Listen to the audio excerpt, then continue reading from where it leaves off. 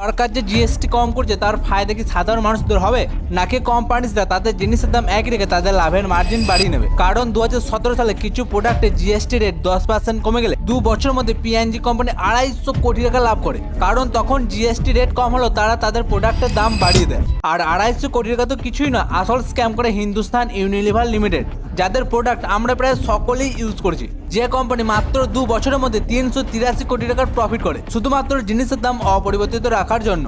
পরে সেটাকে টেবিলের তলা দিয়ে সেটেল ডাউন করে 223 কোটি টাকা করা হয়েছিল। এরপর নেসলে ইন্ডিয়া, যার 2 মিনিটের ম্যাগি এবং কিটক্যাট আমরা অনেক খেয়েছি, যে কোম্পানি 73 কোটি টাকায় ব্ল্যাকে প্রফিট করে।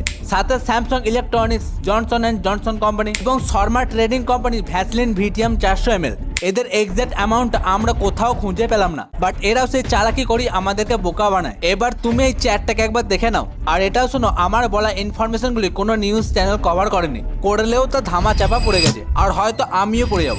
এবার জনতার সাথে এত বড় স্ক্যাম করার জন্য তাদের কত বছরের জেল হলো? তো যে অ্যামাউন্টটা কোম্পানি আমাদের কাছ থেকে চালাকি করে নিয়েছিল, তার উপর 18% সুদ চাপিয়ে কনজিউমার ওয়েলফেয়ার ফান্ডকে দিতে হয়েছে।